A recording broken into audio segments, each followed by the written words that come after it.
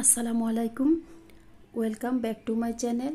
আমার কুকিং চ্যানেলে আপনাদের সবাইকে আরও একবার স্বাগত জানাই। আজকে খুব সহজেই তৈরি করে দেখাবো পাটিসাপটা পিঠা। তো এখানে নিয়ে নিছি 1 কাপ চাউলের গুঁড়া, হাফ কাপ ময়দা, 1/3 কাপ পরিমাণ চিনিটা আমি পাউডার করে নিয়েছি গুলার সুবিধার্থে। দিয়ে দিচ্ছি 2 টেবিল চামচ গুঁড়া দুধ দিয়ে তারপরে আবার স্বাদ মতন লবণ দিয়ে নিচ্ছি। লবণ না দিলে যে কোনো খাবারেরই কিন্তু টেস্ট ভালো আসে না। এখন সবগুলি উপকরণ মিশিয়ে নিচ্ছি যেন দলা না থাকে। আপনারা যদি চান তাইলে চেলেও নিতে পারেন, চেলে নিলে গোলাটা মসৃণ হয়। আজকে আর আমি চেলে নিলাম না, এখন গোলাটা তৈরি করে নিচ্ছি। এখানে আমি নর্মাল পানি দিয়ে দিচ্ছি হাফ কাপ পানি দিয়ে মিশিয়ে নিচ্ছি। আবারও দিয়ে দিলাম হাফ কাপ পানি দিয়ে আবারও নেড়েচেড়ে নিচ্ছি। নেড়েচেড়ে কিছুক্ষণ মিশিয়ে তারপরে আবারও পানি দিয়ে প্রায় গোলাটা তৈরি করে নিয়েছি। এখানেই লেগেছে আমার 1.5 কাপ পানি। গোলাটা কিন্তু এরকম ঘন হবে, বেশি একটা পাতলাও হবে না। পাতলা হলে কিন্তু রুটি তৈরি করতে ভালো হবে না। তো এখন দুধ জাল করে নিচ্ছি। দুধটা আমি আগে থেকেই জাল করে একটু শুকিয়ে রেখেছিলাম। এখানে 2 লিটার দুধকে আমি হাফ লিটার করে নিয়েছি। দিয়ে দিছি হাফ কাপ চিনি দিয়ে আবারও কিছুক্ষণ রান্না করে নিচ্ছি, চিনিটা যেন গলে যায়। তো এখন দিয়ে দিচ্ছি গোলানো চাউলের গুঁড়াটা ঠান্ডা পানি দিয়ে গুলিয়ে নিচ্ছি। গুলিয়ে আবারও দুধের সঙ্গে একটু একটু করে মিশিয়ে নিচ্ছি। একেবারে দিলে কিন্তু দলা পেকে যাবে, আর নিচ থেকে নেড়ে দিতে হবে, না হয় কিন্তু নিচে লেগে যাবে। একটু একটু করে দিয়ে আবারও নেড়েচেড়ে নিচ্ছি যেন নিচে দলা না থাকে। ভালোভাবে নেড়েচেড়ে দিতে হবে।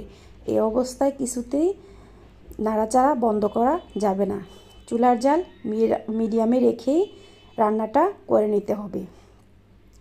যতক্ষণ পর্যন্ত পানি টেনে না আসে এতক্ষণ পর্যন্ত রান্না করে নিয়েছি।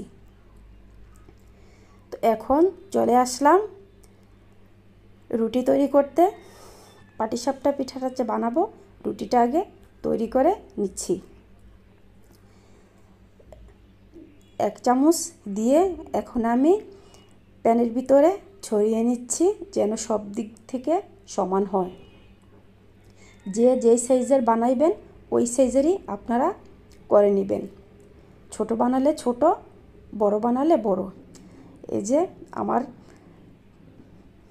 যেই পুরটা আমি ভিতরে দেব এটা কিন্তু এরকম শক্ত হয়েছে। এর চেয়ে নরম হলে কিন্তু ভালো হবে না। আপনারা যেরকম রাখবেন এর চেয়ে একটু কম করে উঠিয়ে নেবেন, কারণ ঠান্ডা হলে কিন্তু একটু শক্ত হয়ে যায়। বেশি শক্তটাও খেতে ভালো লাগে না, আর নরম থাকলেও ভিতর থেকে বের হয়ে যায়। এরকমভাবে রাখবেন যেন বেরও না হয়, আবার শক্তও না হয়। এই যে রুটি একটা তৈরি করে ফেললাম। খুব সহজেই তৈরি করে নেওয়া যায়। অতিথি আপ্যায়নে বা বিকেলে খাবারও আপনারা রাখতে পারেন। খুব সহজেই তৈরি করে নেওয়া যায় এই পাটিসাপটা পিঠা। অল্প উপকরণই তৈরি করা যায়।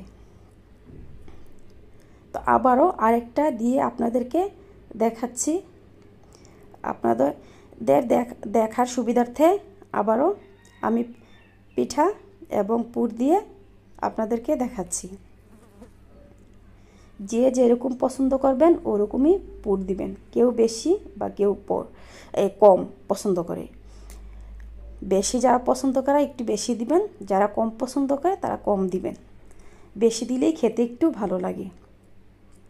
আর দুধটা যত ভালো জাল হবে ততই একটা ক্ষীরের গন্ধ আসবে। আমি হাফ লিটার দুধ করে নিছিলাম 2 লিটার দুধ দিয়ে।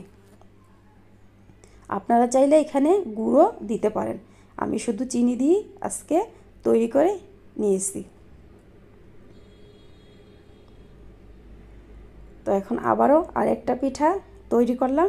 পিঠাটা বানাতে কিন্তু একদম সহজ, খেতে কিন্তু অসম্ভব মজা হয়।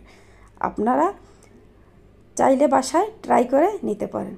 আজকের রেসিপি ট্রাই করলে আপনাদেরটাও এরকম হবে। এই যে নিচ থেকে একদম সুন্দর হচ্ছে, সাদা হয়ে যাচ্ছে পিঠাগুলি, তারপরে উঠেও আসছে। অনেক সময় ব্যাটারটা যদি পারফেক্ট না হয় তাইলে কিন্তু তলানিতে ধরে যায়, উঠতে চায় না। তো এখন সবগুলি পিঠা বানিয়ে নিচ্ছি। প্রত্যেকটা পিঠাই অনেক সুন্দর হয়েছে, দেখতে অনেক লোভনীয় হয়েছে, খেতে কিন্তু অসম্ভব মজা হয়েছে আজকে এই পিঠা। যারা একটা লাইক দেননি প্লিজ একটা লাইক দিয়ে দিবেন। আপনার একটা লাইকই আমার ভিডিওটাকে আরও অন্য মানুষের দেখার সুযোগ করে দিবে।